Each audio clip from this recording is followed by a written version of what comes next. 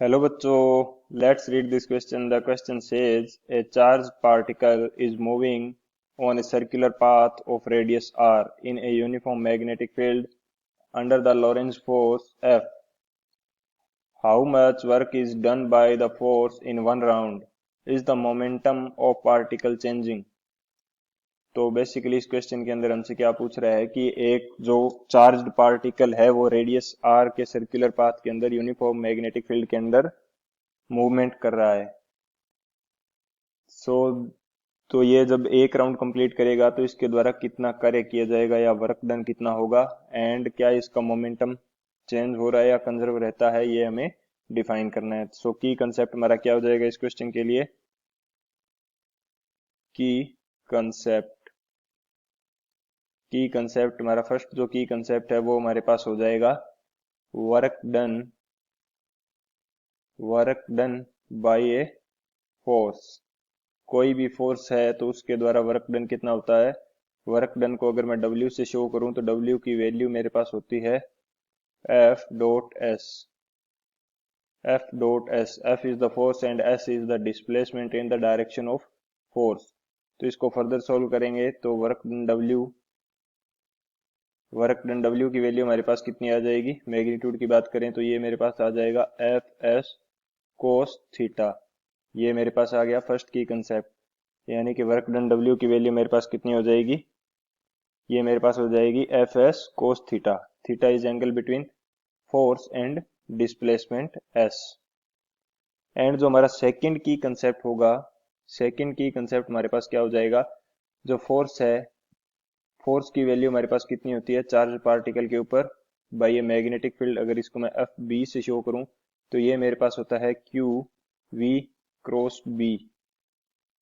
ये मेरे पास होता है q v cross B. V is the velocity and B is the magnetic field induction and q is the charge.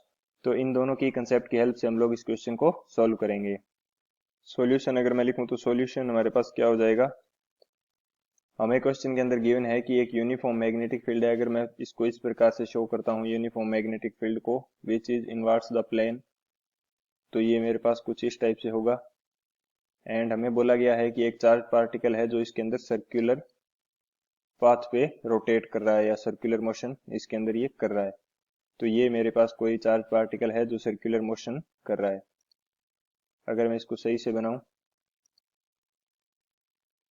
तो ये मेरे पास कोई चार्ज पार्टिकल है जो सर्कुलर मोशन कर रहा है। इसको थोड़ा सही बनाते हैं ढंग से।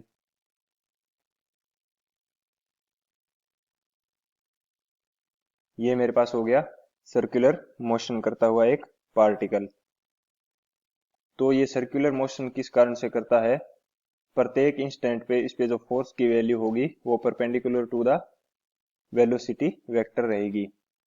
यानी कि यहाँ पर इस पॉइंट पर मैं डिफाइन करूं इस सेगमेंट के लिए वेलोसिटी किस डायरेक्शन में होगी, इस डायरेक्शन में। अगर ये ऐसे रिवॉल्व कर रहा है तो ये मेरी वेलोसिटी वेक्टर होगी, तो फोर्स की वैल्यू आएगी इस डायरेक्शन में which is F.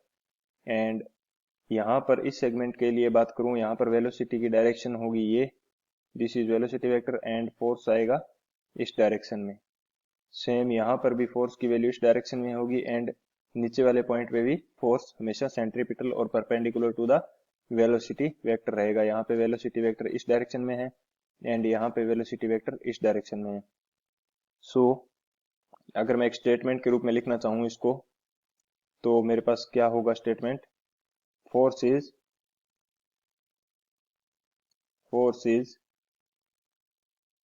Always perpendicular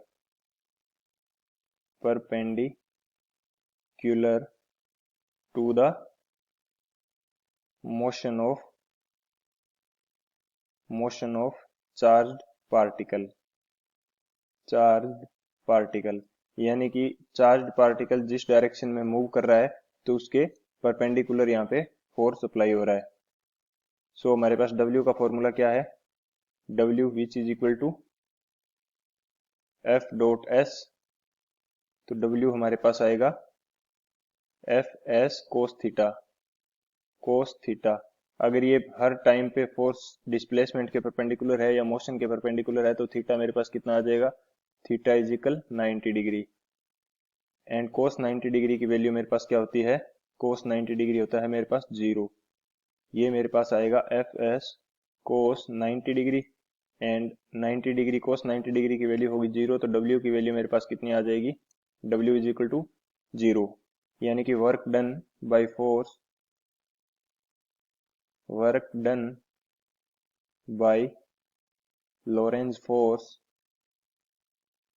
Lorentz force is 0। यानी कि वर्क डन की वैल्यू मेरे पास कितनी आ गई, 0। सेकंड मेरे से पूछा है कि इसका मोमेंटम कंजर्व रहेगा या नहीं। तो मैं अगर बात करूं लीनियर मोमेंटम की, लीनियर मोमेंटम जिसको P से शो करते हैं, which is equal to mv। m is the mass of the particle and v is the velocity of the particle। so P की वैल्यू डिपेंड करती है किसके ऊपर, वेलोसिटी वेक्टर के ऊपर। यानी कि वेलोसिटी जिस के अकॉर्डिंग चेंज होगी उसी अकॉर्डिंग जो मेरे पास लीनियर मोमेंटम है उसमें भी चेंज होगा। एंड हम लोग यहाँ पे देख सकते हैं कि पहले जो वेलोसिटी थी इस पॉइंट पे, ये वेलोसिटी यहाँ इस डायरेक्शन में वेलोसिटी थी, एंड सेकेंडली जो हमारे पास चेंज होके वेलोसिटी ऊपर पहुंचते हैं तो अपर पॉइंट पे वेलोसिटी हमारी आ जाती है इस डायरेक्शन में। एंड अगेन हमारी वेलोसिटी प्रत्येक पॉइंट पे वेलोसिटी इसकी चेंज हो रही है, यानी कि डायरेक्शन चेंज हो रही है तो इसकी वेलोसिटी भी चेंज हो रही है। Velocity of the particle is changing, velocity change हो रही है। सो मोमेंटम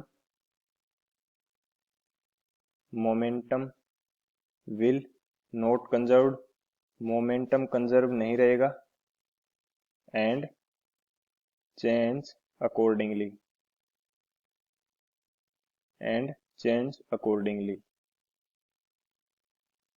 यानी कि जिस हिसाब से वेलोसिटी में चेंज आएगा उसी के अकॉर्डिंग इसका मोमेंटम भी चेंज होता रहेगा। So our final answer is work done is equal to 0 and momentum will not conserved. I hope you understood it well. Best of luck. Thank you.